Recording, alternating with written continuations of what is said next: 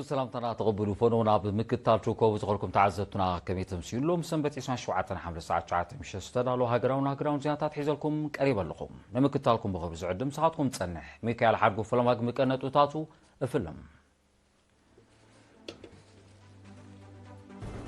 كوليج حكمنا نسنفلت عنان أوروتا 55 ميتاي دك أنس يزركبهم 609 حرن تمهارو أمريغوم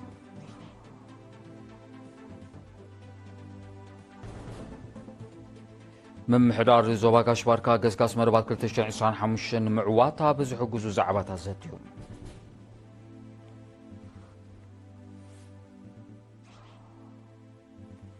مدبر مرايا حرشاوي مرمر زوبا ماكل توتاونت مهرتين مخعبات عرتاتي كايدالو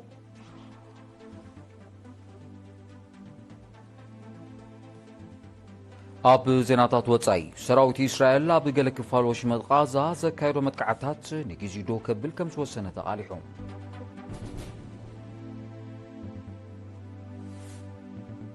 رواندا تنزانيا نابطلات حرشانا قلقلوت ودباتن زتوكورا نايمر دام زكرات تفراري من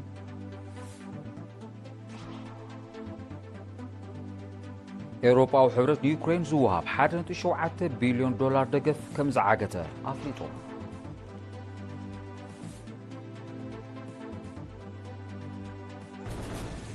زرزر زينا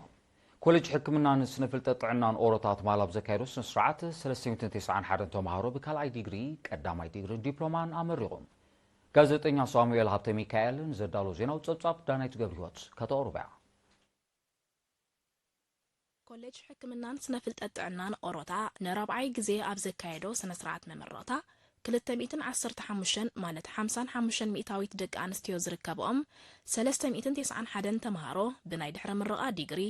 ቀዳማይ ዲግሪን ዲፕሎማን ኣመሪቖም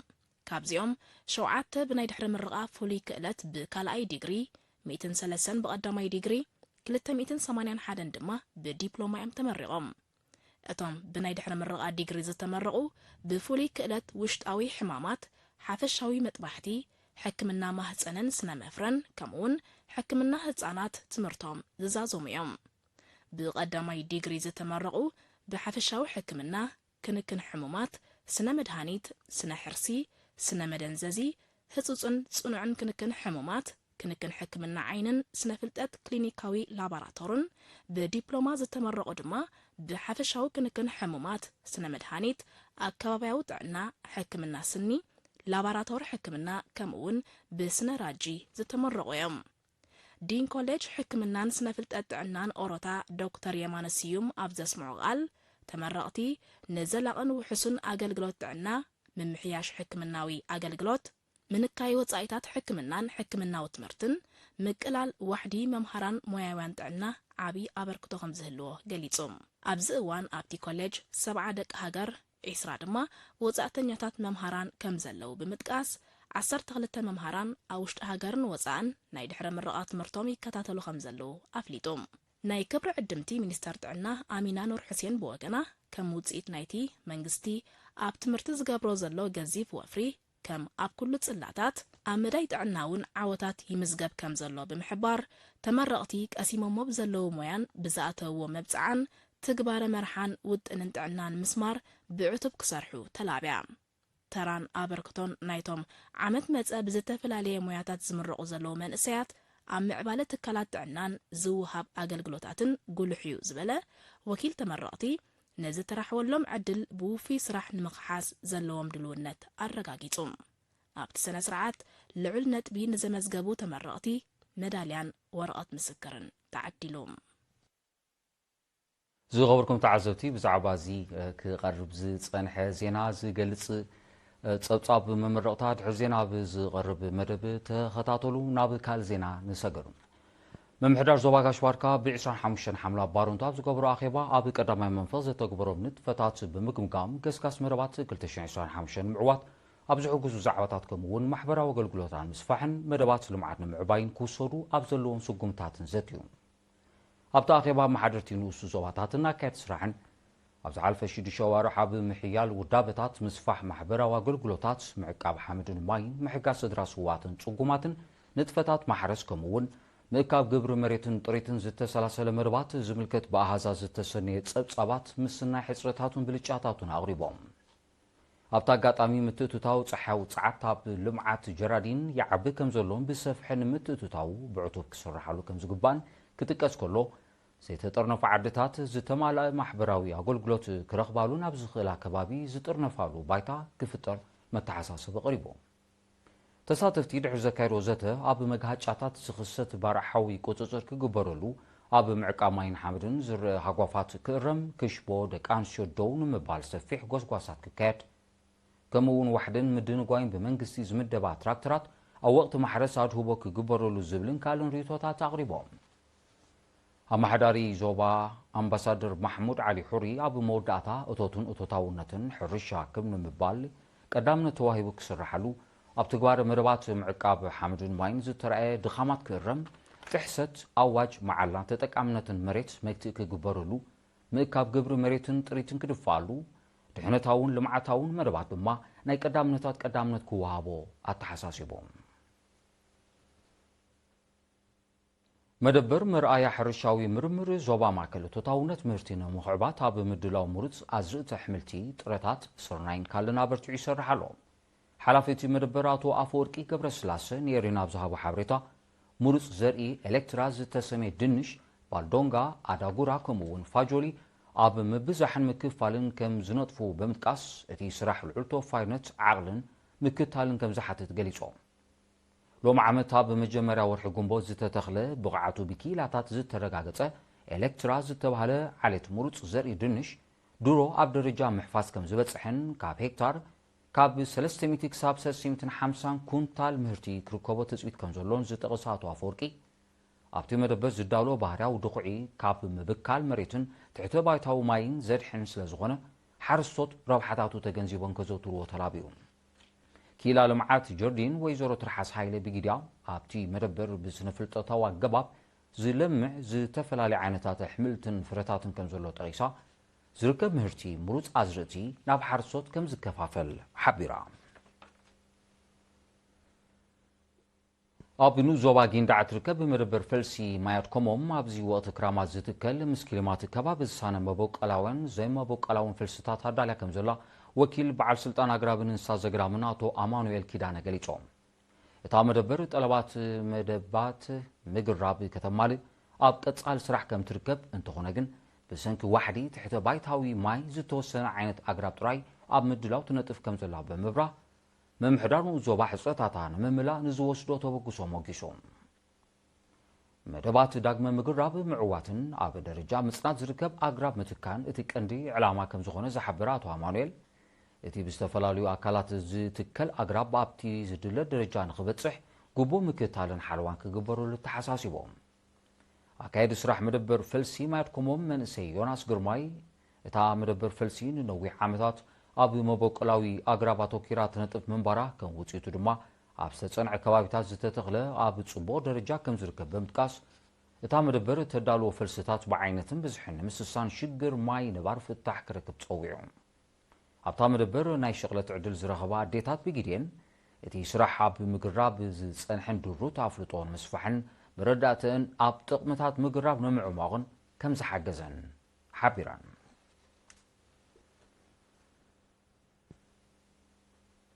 ዝኸበርኩም ተዓዘብቲ ድሕሪ ዝሓፃር መሰጋገሪ ንሃገራዊ ዜናታት ሒዘ ክምለሰኩም እየ ንምክትታልኩም ክቅፅሉ ደጊመ ብቐብሪ ዕድም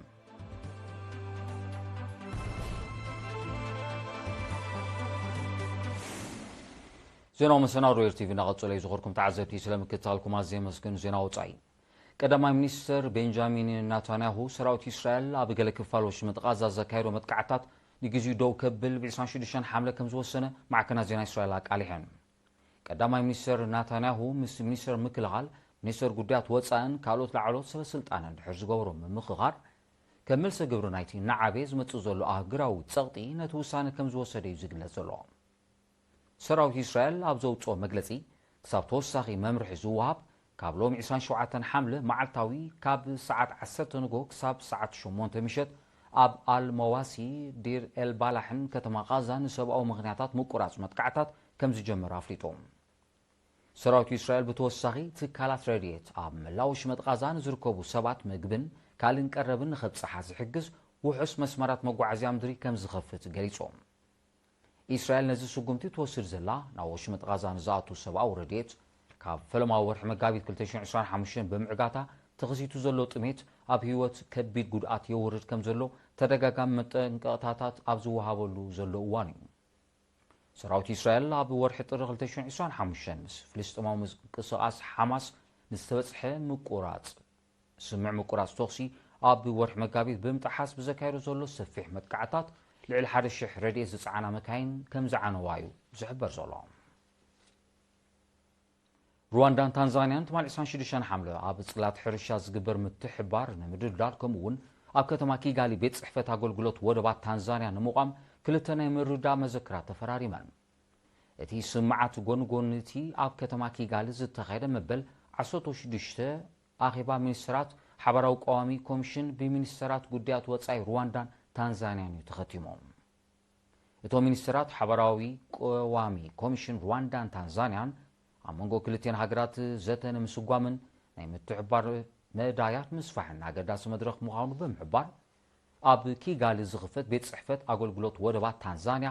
ንትካላት ንግዲ ሩዋንዳ ዝወሃብ ብቕዓት ኣገልግሎት ክብ ንምባል ዝሕግዝ ምዃኑ ነፂሮም ሚኒስትር ጉዳያት ወጻኢ ሩዋንዳ ኣብ ዝሃቦ መግለጺ ኣብ መንጎ ሩዋንዳን ታንዛንያን እናማዕበለን ዝኸይድ ዘሎ ርክብ ብምጓዝ ስትራቴጂካዊ ኣገዳስነት ናይቲ ልዕሊ 70% ንግዲ ሩዋንዳ ዝሓልፈሉ ወደብ ዳርኤል ሰላም ኣብ ቁጠባ ሩዋንዳ ዘለዎ ልዑል ኣበርክቶ ኣጉሊሑ እዚ ከምዚ ኢሉ እንከሎ ኣብቲ ናይ ሚኒስትራት ኣኼባ ኣብ መንጎ ክልቲአን ሃገራት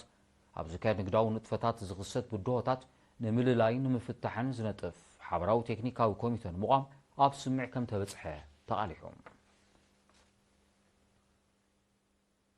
ኤውሮጳዊ ሕብረት ንዩክሬን ዝወሃብ 1.7 ቢልዮን ዶላር ደገፍ ከም ዝዓገተ ኣፍሊጦም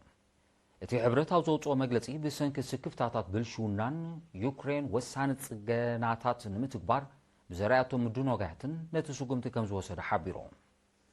ዩክሬን ዝተወሰነ ምዕቀኒታት እንተደኣ ማልያ እቲ ደገፍ ክምለስ ከም ዝኽእል እቲ ሕብረት ብተወሳኺ ኣነፂሮም እዚ 1.7 ቢልዮን ዶላር ኣካል ናይቲ ብኤውሮጳዊ ሕብረት ዝጸደቐ ንዩክሬን ዝወሃብ ናይ 50 ቢልዮን ዩሮ ገዚፍ ደገፍ እዩ ናብ ዩክሬን ዝለኣኽ ዘሎ ገዚፍ ወተሃደራዊ ደገፍ ሃገራት ምዕራብ ኣብታ ሃገር ዓሚቕ ምጥፍፋእ ከም ዘኸተለ እዩ ክግለጽ ጸኒሑ እቲ ተሪኦ ብፍላይ ኣብ ጽላት ምክልኻል ዩክሬን ገኒኑ ከም ዘሎ ሰመዝ እቲ ሃገር ከይተረፈ ከም እተኣመኑ እውን ይቃላሕ ኣሎ ሃገራት ምዕራብ ብቐንዱ ኸ ኣሜሪካ ረብሓታታ ንምውሓስ ናይ ቢልዮናት ዶላር ወተሃደራዊ ደገፍ ናብ ዩክሬን ትልእኽ ከም ዘላ ይፍለጥ እንተኾነ ግና እቲ ሓገዝ ንዩክሬን ኣብ ወተሃደራውን ቁጠባውን ዓዘቕቲ ካብ ምሽማም ሓሊፉ ካልእ ፋይዳ ከም ዘይተረኸቦ ክኢላታት ይጠቕሱ ኢራንን ብኢ3 ዝፍለጣ ፈረንሳ ብሪጣንያን ጀርመንን ብ25 ሓምለ ኣብ ቱርካዊት ከተማ ኢስታንቡል ኣብ ጉዳይ ኒክሌሳዊ መደባትን ምልዓል እገዳታትን ዘተኮረ ዝርባ ካይደን ኣብቲ ንልዕሊ 3 ሰዓታት ዝቕፅል ዕፁ ኣኼባ እተን ሃገራት ዘተ ንምቕጻል ኣብ ስምምዕ ከም ዝበፅሓ ኣብ ትርክብ ዝተሳተፈ ምክትል ሚኒስትር ጉዳያት ወጻኢ ኢራን ካዝም ጋሪባባዲ ሓቢሩ እተን ሃገራት ብዛዕባ እዋናዊ ምዕባለታት ኒክሌሳዊ መደባት ኢራንን ምልዓል እገዳታትን ግሉፅን ዝርዝራውን ዘተ ከም ዘካይዳ እቲ ምክትል ሚኒስትር ብተወሳኺ ገሊፆም ብዘይካዚ ኢራን ነቲ ኣብ ቀረባ እዋን ብእስራኤልን ኣሜሪካን ኣብ ልዕሊኣ ዝተኻየደ ሃንደበታዊ መጥቃዕቲ ብዝምልከት ፈረንሳ ብሪጣንያን ጀርመንን ዝወሰዶ መርገፂታት ነቒፋ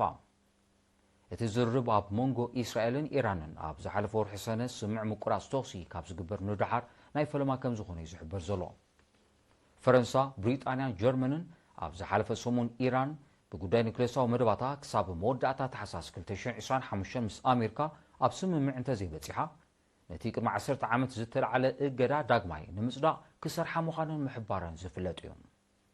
እንተኾነ መንግስቲ ኢራን ኣብ 2015 ኣብ ዝተበፅሐ ኒክሌሳዊ ስምዕ ዝፈረማ ፈረንሳ ጀርመንን ብሪጣንያን መብፅዕን ኣብ ምትግባር ከም ዝፈሸላ ብምውቃስ ኣብ ልዕሊ ኒክሌሳዊ መደባት ሃገሩ ዳግማይ ከጽንዖ ዝሓስባ ዘለዋ እገዳታት ምስ ዝትግበር ጉቡእን ተመጣጣኒ መልሲ ግብሪ ከም ዝህበሉ ኣጠንቂቖም ህዝባዊት ሪፐብሊክ ቻይና ኣሜሪካ ብጉዳይ ኩናት ዩክሬን ኣብ ልዕልያ ናይ ጸለመ ዘመተ ከተካይድ ወጥሪ ከተላዓልን ትፍትን ከም ዘላ ከሲሳ መንግስቲ ቻይና ነዚ ክስ ዘቕረበ ጊዜያዊት ኣምባሳደር ኣሜሪካ ብሕቡራት ሃገራት ዶሮቲ ሺያ ብ25 ሓምለ ኣብ ዝተኻየደ ኣኼባ ባይቶ ጸጥታ ሕቡራት ሃገራት ኩለን ሃገራት ብሓፈሻ ቻይና ድማ ብፍላይ ኣብ ልዕሊ ዩክሬን መጥቃዕቲ ሰብ ኣልቦ ነፈርትን ሚሳይልን ኣብ ምክያድ ዝውዕል ዝበለቶ ሰደድ ድርብ ተጠቃምነት ዘለዎ ኣቑሑት ናብ ሩስያ ደው ከብላ ድሕሪ ምጽዋዕ እዩ ምክትል ኣምባሳደር ቻይና ኣብ ዝሃቦ መግለጺ ቻይና ኣካል ኩናት ዩክሬን ከም ዘይኮነትን ንዝኾነ ኣብቲ ግጭት ዝሳተፍ ወገን ኣጽዋር ቀሪባ ከም ዘይትፈለጥን ብምግላጽ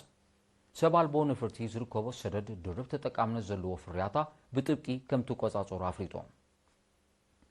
ኣሜሪካ ብጉዳይ ኩናት ዩክሬን ካልኦት ምውቃስ ደው ኣቢላ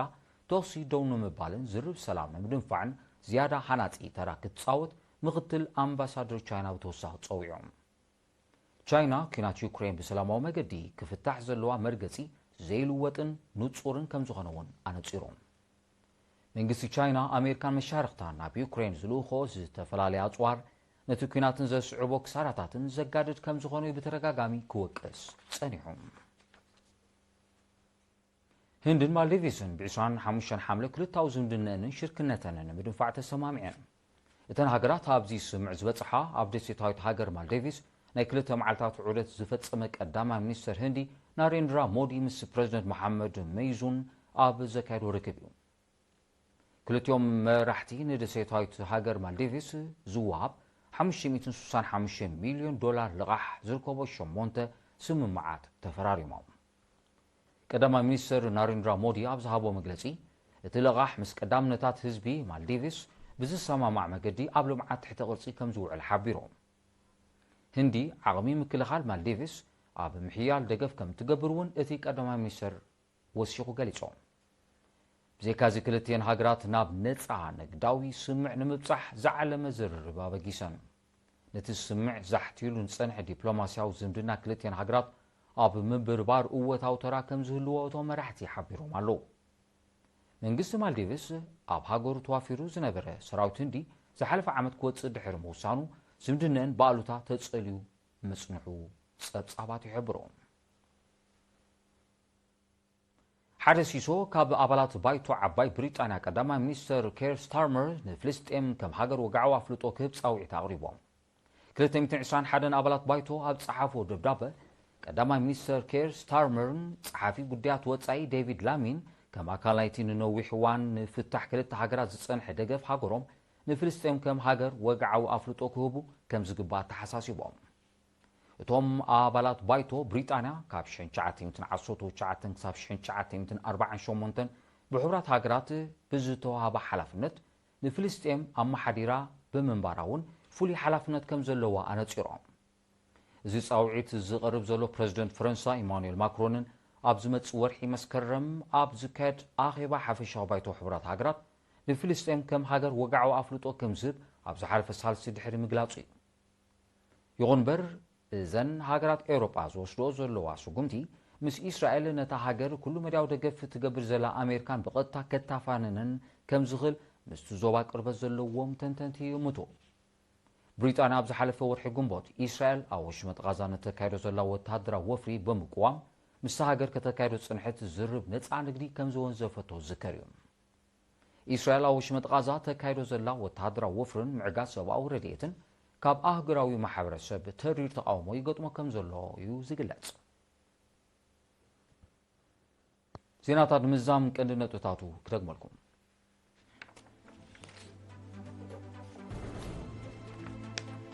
ኮሌጅ ሕክምናን ስነ ፍልጠትን ጥዕናን ኦሮታ 55 ሚእታዊ ደቂ ኣንስትዮ ዝርከቦም 391 ተማሃሮ ኣመሪቖም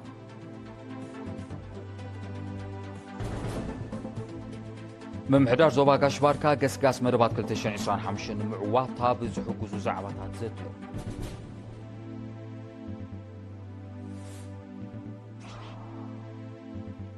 መደበር መርኣያ ሕርሻዊ ምርምር ዞባ ማእከል እቶታውነት ምህርቲ ንምኽዕባት ጻዕርታት የካይድ ኣሎ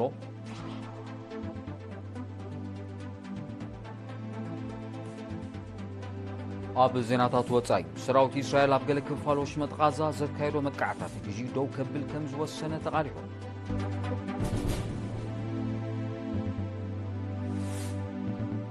ሩዋንዳን ታንዛንያን ኣብ ጽላት ሕርሻን ኣገልግሎት ወደባትን ዘተኮረ ናይ ምርዳእ መዘክራት ተፈራሪመን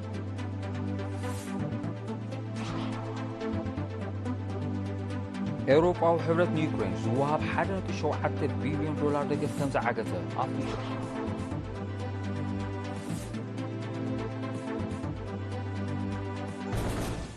ዝኸበርኩም ተዓዘብቲ ሎም ሸስተዳሎ ዜናዊ መሰናዶ ኣብዚ ይፍጸም ስለምክትታልኩም ኣዝየ ዘመስግን ዝተረፉ መርባቴ ቲቪ ሓድጎኩም ቦገን ሰላም